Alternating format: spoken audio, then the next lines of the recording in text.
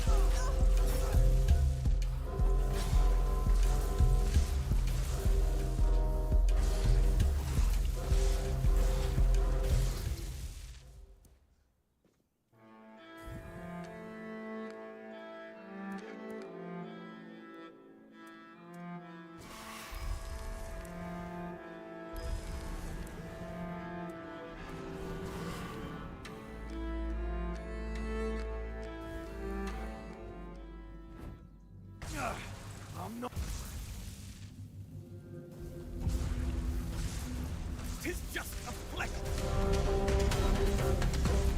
Ah, such a cheap shot.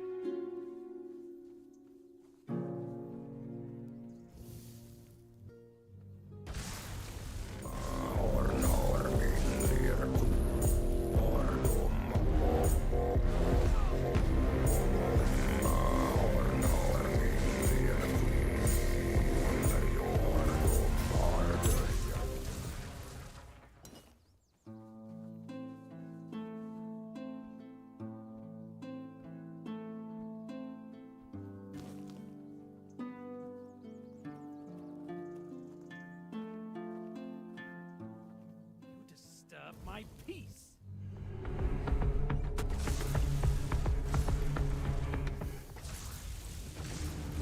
Tis but a... You're no match for me.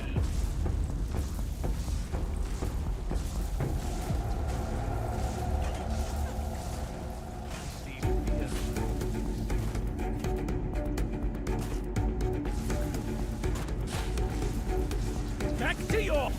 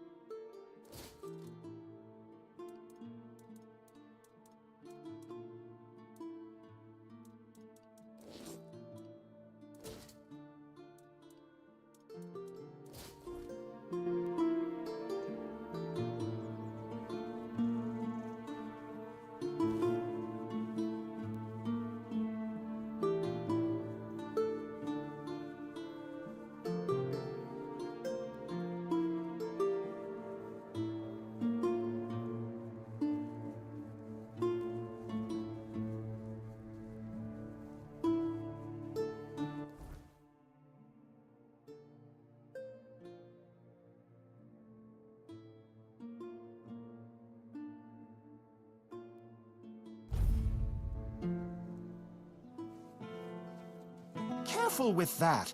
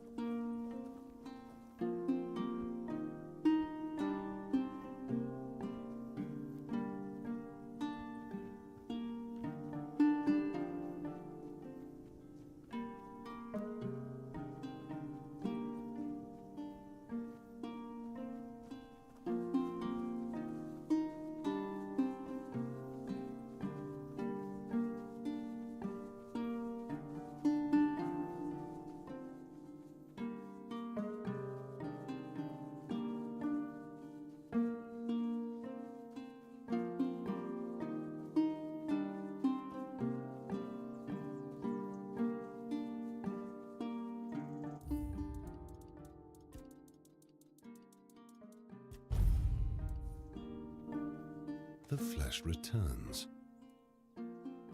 It's where the weak gather, desperately clinging to the illusion of hope. It does offer temporary shelter. One final respite before... Excellent. Let blood...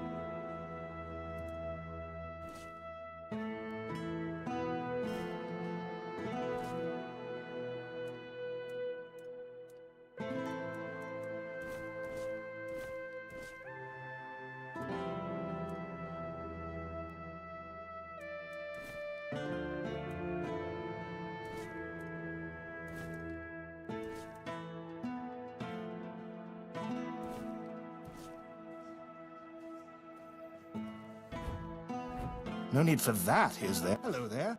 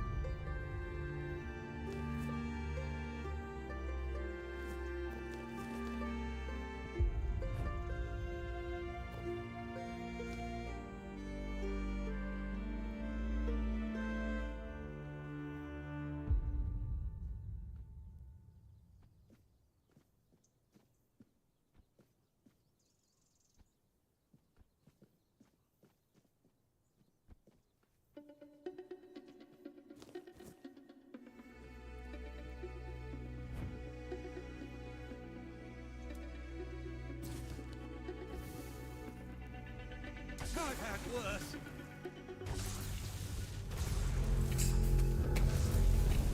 I will be your downfall.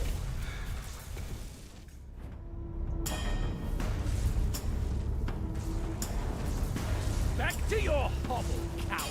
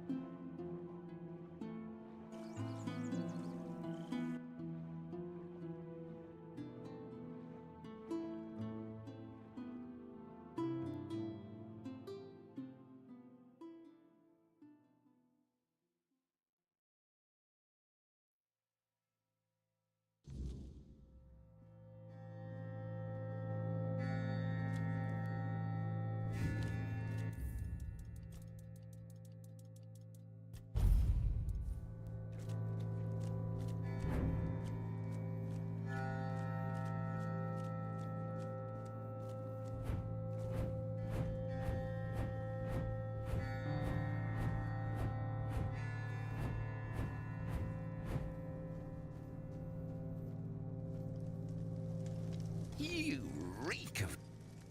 Don't worry, my rewards will end. I simply... Go on, let me... Go on. Still alive? How revolting.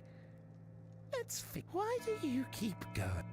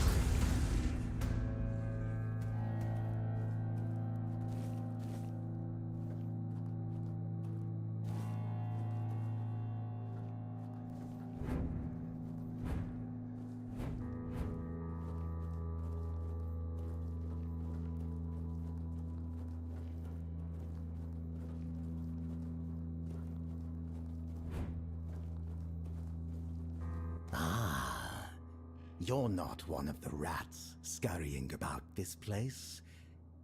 Truth be told, you don't seem to belong here at all. But in the grand scheme of... Name's Gatto. Once upon a time, I used to be a rat catcher at the court of King Sagramore. Later, fate led me to catching rats here, outside the cold walls. A king is a king. He bears the flaws inherent to any ruler, as if the crown itself bestows similar faults upon each bearer. But there's little to say about Sagramore. It's the queen, his wife, who is the true delight. She's scheming, spiteful, and beautiful. The ideal woman. Trust me, I've met King Sagramore on many occasions. He doesn't make much of a grand impression, and he used to have quite the short temper. There's not much around here. The most important places are my shop and Sagramore's court, just over there. You might also run into the Shroom Knight, the Queen's personal lapdog. Though he's a knight, he's a rat of the lowest order. I can't make heads or tails of him. No idea what he needs. If you want, go ahead and talk to him. Waiting for a customer. Are you interested?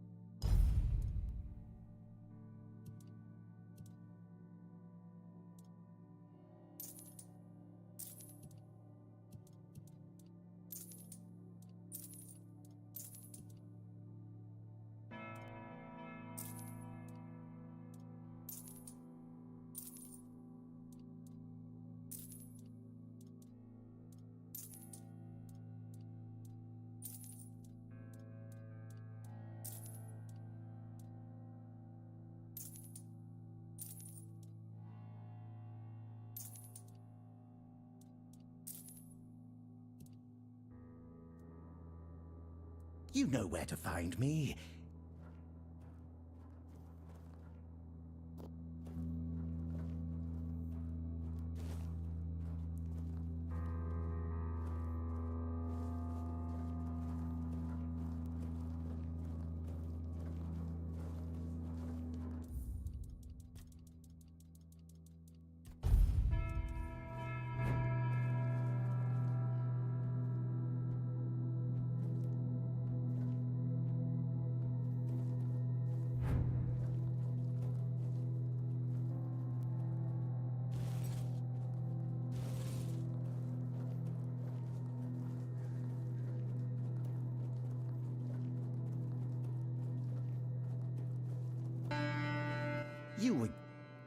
Let's try.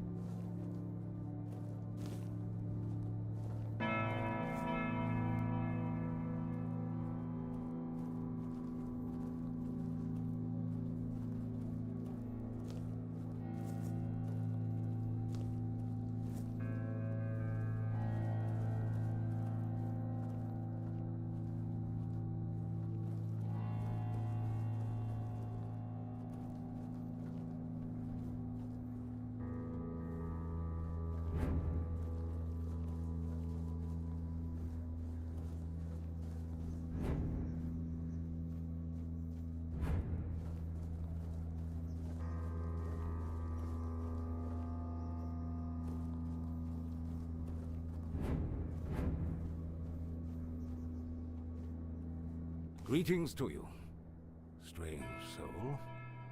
You carry a light that doesn't belong to the Sagramor's realm. You're not from here, are you?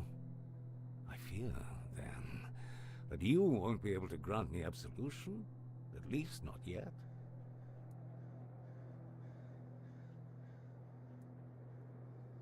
Ah, that. It may be my only... The fungus helps me keep my senses, attuning me to the rhythm of this forsaken kingdom, making me somehow understand. I feel the footsteps of the souls wandering about. I feel their ever unfulfilled... Yes, and in a way, I accept the workings of this wretched... And perhaps there is enough. Perhaps if we are all connected here, only a pure soul can bear the sins of another. My soul was once like that. I thought it would be enough to... Not just anyone's. I took upon myself the sins of my queen. I had no choice. I swore an oath of loyalty. But if I had known the weight of the queen's misdeeds... Sometimes I wonder if this is my punishment. A punishment for consorting with someone so corrupt. I don't know.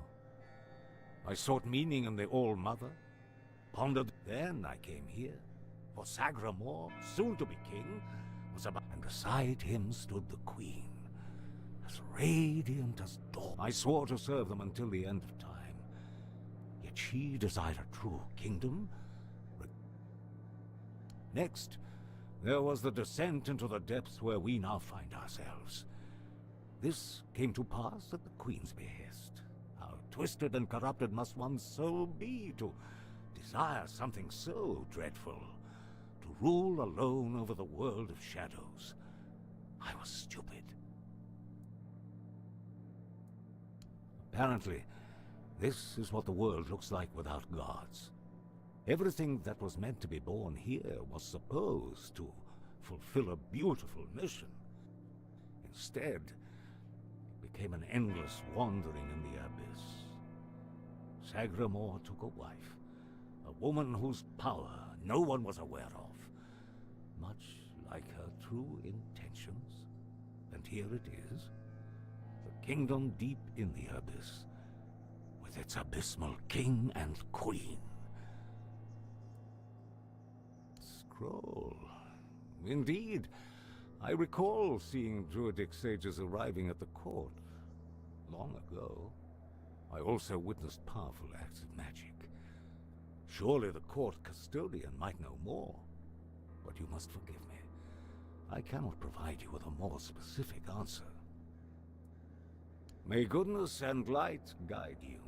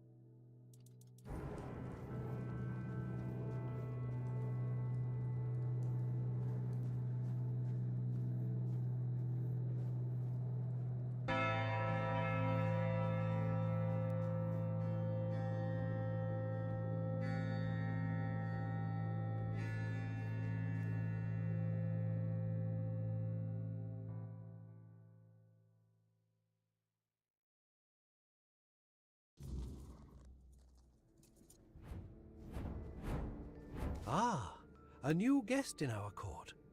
Welcome, stranger, to the humble halls of King Sagramor's castle. Are you here to seek an audience with the king and queen? Many are eager to see them, though I'm sure their highnesses will be pleased to see a new face. Oh, no need to trouble yourself with me, my lady. I am but a simple though if I had performed my duties better... Oh, it's no big deal. We live here in time can't touch us, and it's all thanks to the Queen and her sisters, who decided that would be best for everyone. Well, as long as you don't sin again, then you might share my fate. Or that of Sir Stigender. Well, I wanted to feel the softness of the royal bed. No, don't look at me like that. It's not what you think. The Queen's honor is intact, at least. But I happened to be in the chamber when King Sagramor appeared. He wasn't alone. It was one of the harpists. The king didn't notice me, but the Queen caught on to my unease. I think she suspected it in the end. I was the one who... Oh well, it's the lot of servants to bear the burden. Loyalty, of course. Sir Stigender swore to our Queen that he would remain faithfully by her side. That was a very unfortunate now our brave and loyal Sir Stigender, but breaking his vows would be a sin in itself, requiring even a no-win situation. Oh, I'm sure they will. But you might have to... And, before you ask, no, there's no way to... Unless you're aiming to become the court. Though, now that I think about it... Oh, that would be Miss Claire and the midwife. She's the youngest of the sisters. She used to be so sweet and innocent. But now... Well, I shouldn't gossip. I'm already trying to make up for it. Just know that Miss Claire isn't a bad person. She became envious of the Queen's love for the king and ended up chasing after boars who never really returned. I don't know much more than that. She's a wonderful woman, completely dedicated to family. Her life's mission was to bring a child to... She loves all the royal children. Unfortunately, none of them You'll be fine, as long as you don't... I'm glad you asked, my lady. All you need to do is kill me. Yes, exactly. That's just how it is for me. Ever since Sagramor's kingdom was established, and with magic, when a spell says, if I died forever, I wouldn't be able to guard the keys anymore, right? That's just... Hello again, my... Have a splendid time. Hello again. Have a splendid time.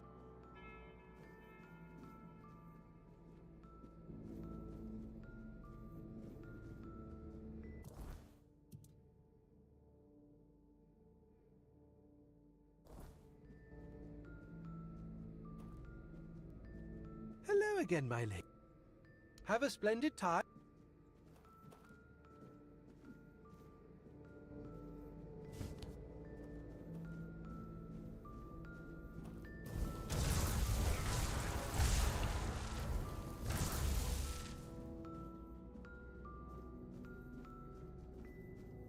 Hello again, my lady.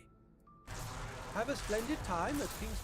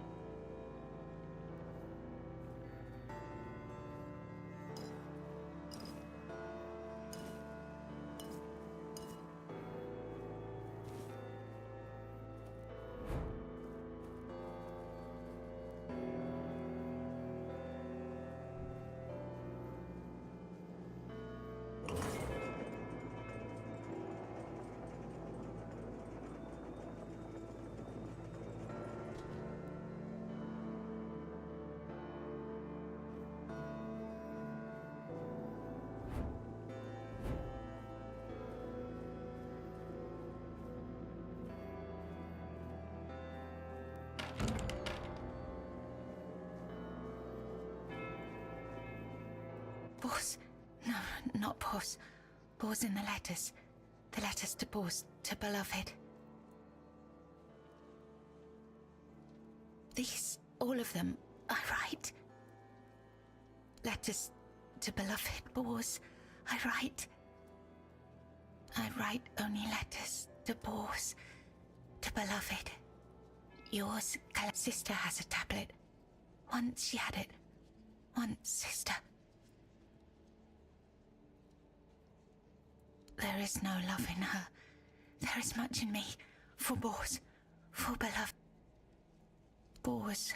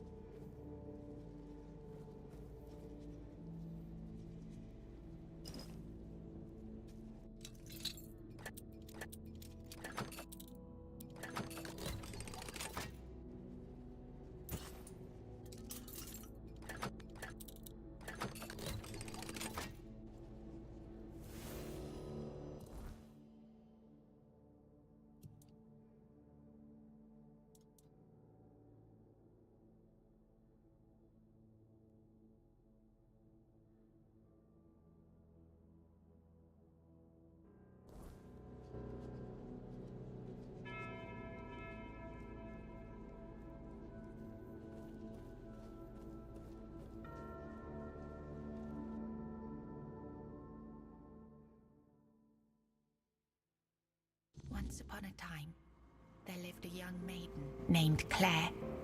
She had 2 sisters, and together they resided in a resplendent castle within a land untouched by the cruelty of time. In this unchanging realm, there was neither the sorrow of endings nor the joy of beginnings.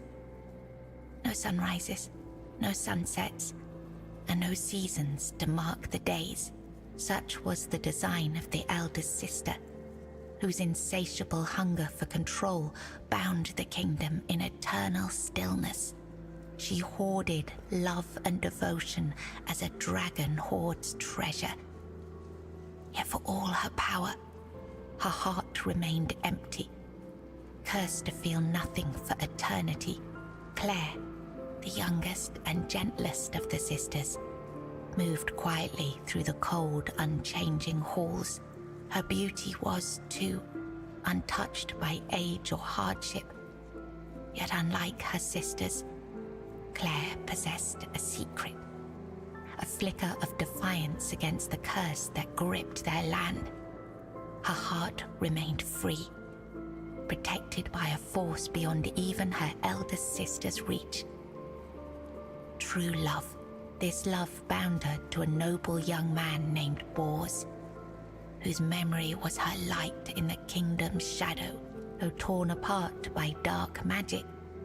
Claire refused to surrender to despair. She knew that giving up hope would mean losing herself entirely, succumbing to the same cold emptiness that claimed her sisters. So she endured, her heart steadfast in its belief that love could shatter even the darkest of spells, and that one day, somehow, she and Bors would reunite.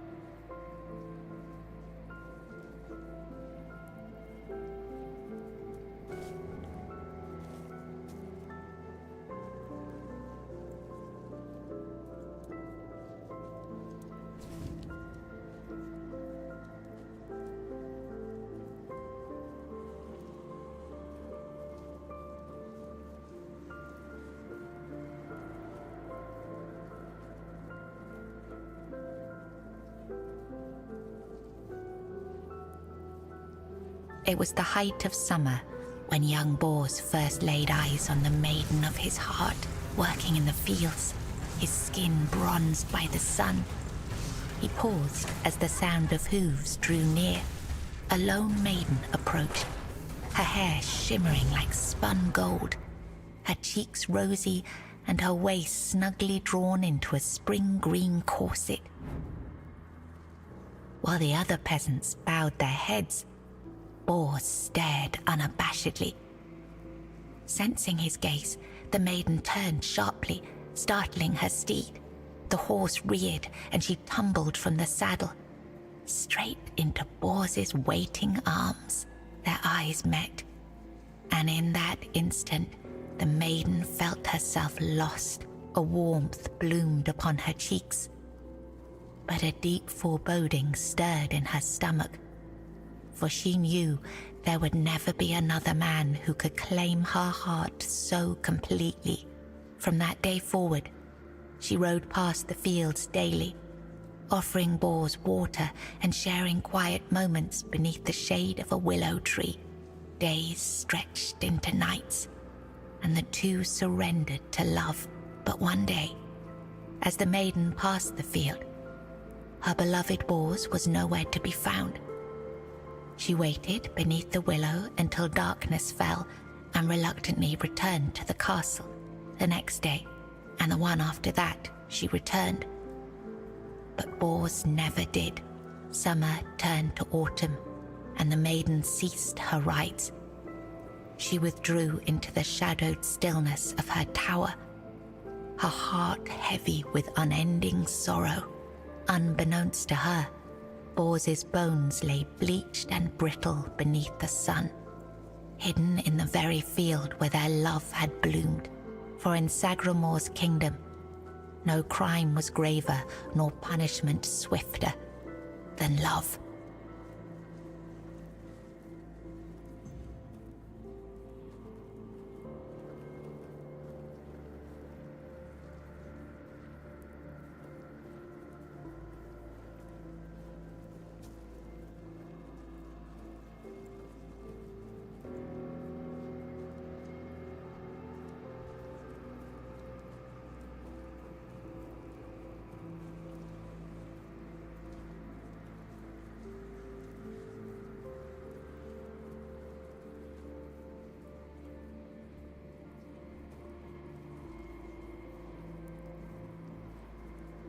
Long ago, there lived a maiden named Claire, fair of face and gentle of heart, cursed by her cruel sister to remain imprisoned in a high tower.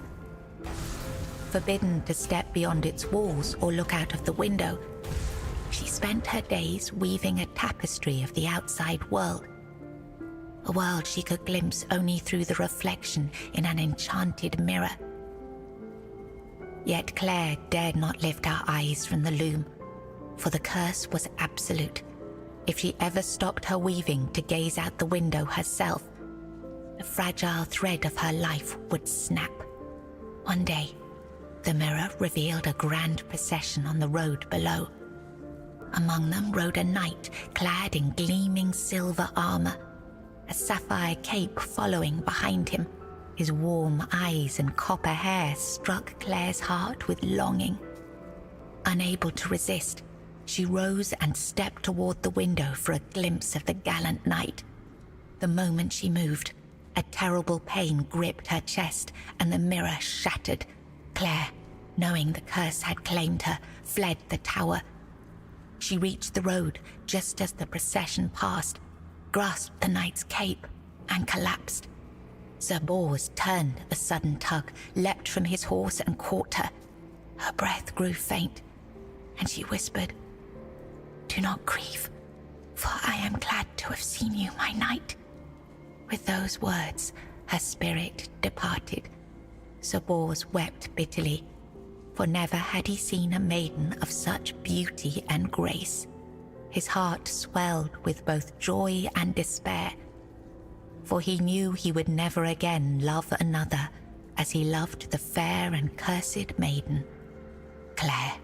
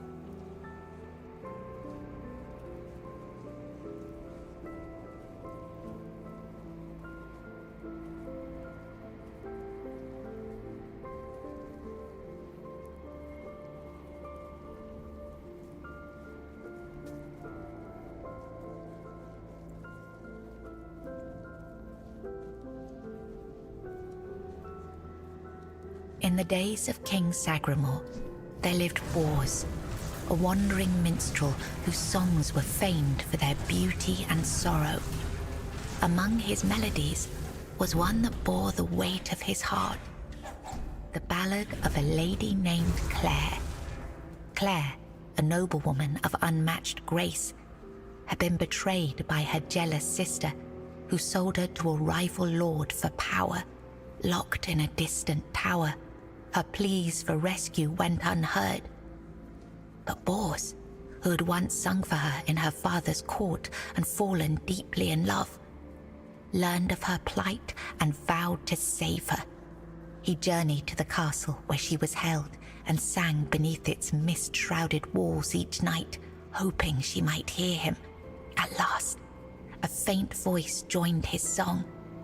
Claire, her spirit unbroken despite her captivity, determined, Bors devised a daring plan. Each evening he sang in the castle hall, lulling the court into an enchanted trance. When the moment was right, he slipped away to free Claire. Together they fled through shadowed halls, hearts pounding with hope. But as they reached the forest edge, disaster struck. The alarm was raised, and the guards gave chase. Armed only with his lute, Bors faced the guards to protect Claire.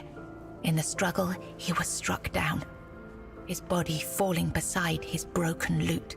Claire was dragged back to the castle, her heart forever bound to the minstrel who had died for her.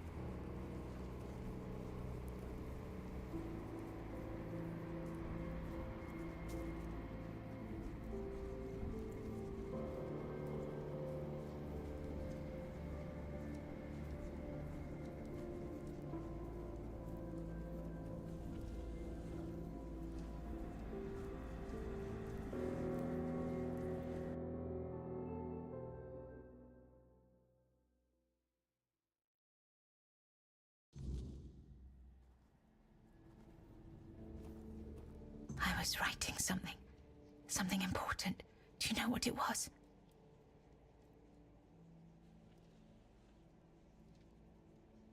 Yes, Bors, my former lover. I have fond memories of him.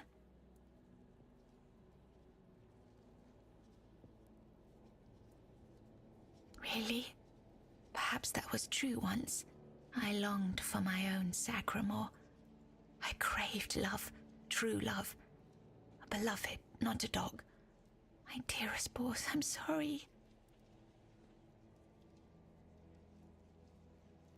Here, you've read these notes on the stacks of paper. Strange. No, I'm sorry. My sister. I have two sisters, one older and another the eldest. She's the caregiver. She nurtures. She helps. She tries. She wanted Sagramore. She wanted the crown. She has everything except love. She has no desire for love. She wants to rule. Love is not necessary. Power is. Fear is. It's at the very top, above all else. To see everything. To hear everything. She does. She holds the power of the men here. She has everything. Enough. She sees all, hears all. Her arms are long. They're everywhere. Go now, go. I was writing something. Enough.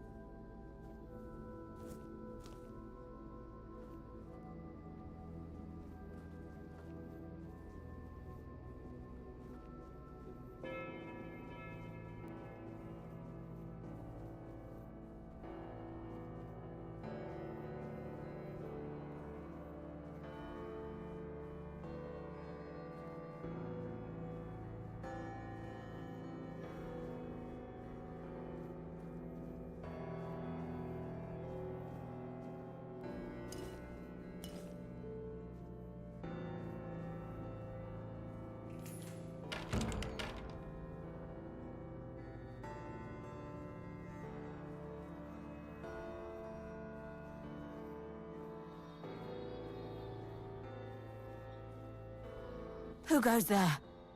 Are you here to see the children? Oh, my sweet babies. I lost them. I lost them all before they even got here. They scattered, poor things, like dandelions in the wind. My little flowers, they're all gone. Met their grim fates within these castle walls. They die and die at the hands of those who should have loved them, or through their neglect. Poor little things. They deserved so much better. After all, they were barely more than blood on our sister's white sheets.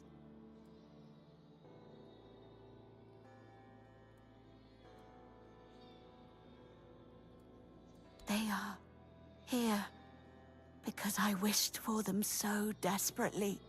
I hoped my sister would be happy. But you cannot force something that was never meant to be. Yet I tried, and tried, and tried. Now they haunt my dreams and waking hours, while the Queen has forgotten she ever carried them under her heart.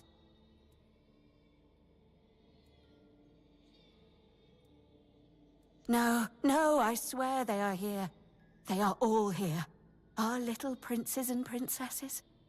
They never were. Last night, I dreamt of our brave Wieland pierced by 100 arrows. 2 nights before, he was swallowed by the water. He never left his mother's womb, yet he calls to me always. But I cannot find him. So I write. I write when he last showed himself to me, so I'd know. Really? You'd do that? And you were— I need them close. If I could keep that one promise I made to my sister. Let me think. Renaud, the Crown Prince, loved to stand on the balcony, gazing down at the gardens, watching the legacy that will never come to be. Little Noah, covered in blood. His mother would wash him again and again, scrubbing endlessly. Oh, and Hugo, such a sweet child, sleeping soundly in his—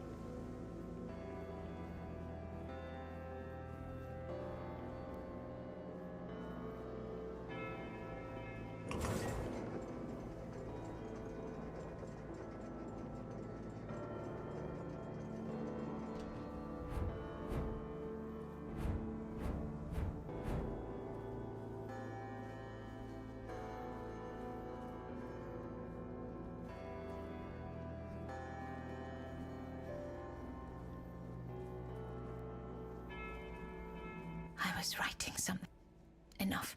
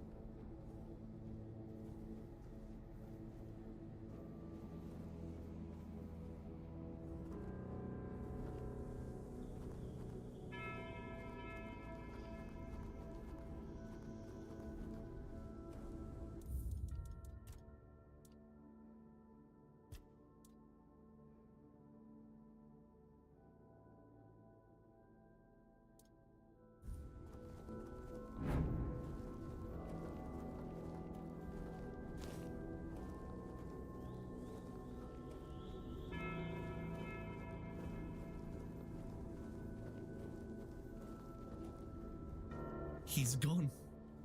Young Prince Renard. Oh, by the gods, lost for good this time. The midwife will wring my neck with her bare hands. I can't.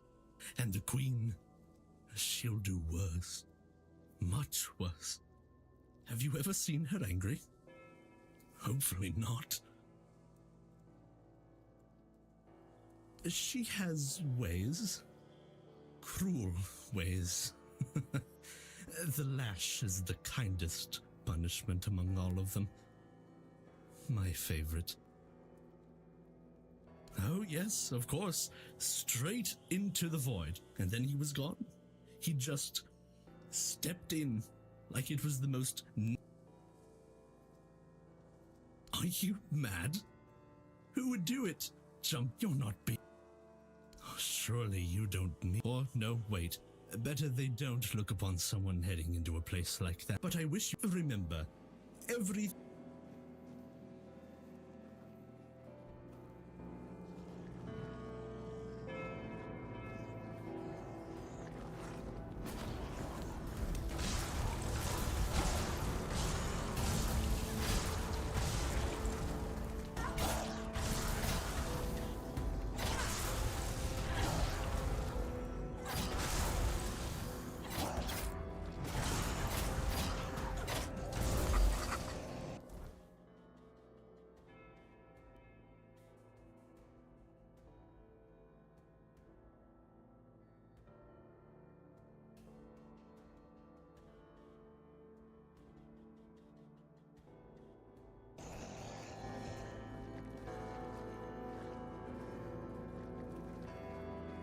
Did the midwife send you?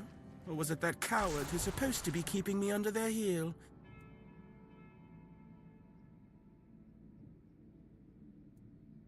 Don't take it personally. I just wanted you to leave me alone. But as always, any form of service, flawed and feeble. They lack competence.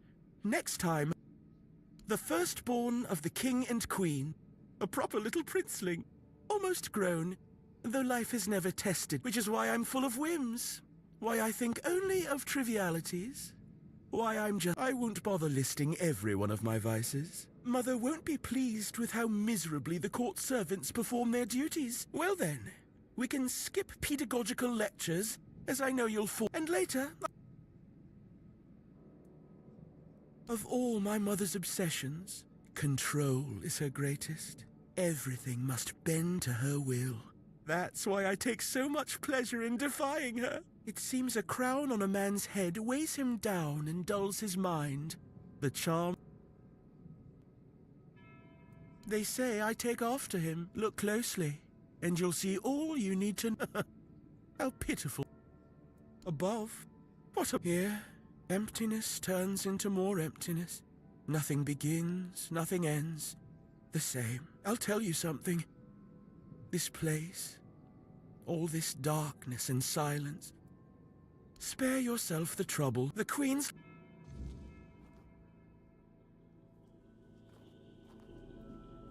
You found the young master. Joy, here.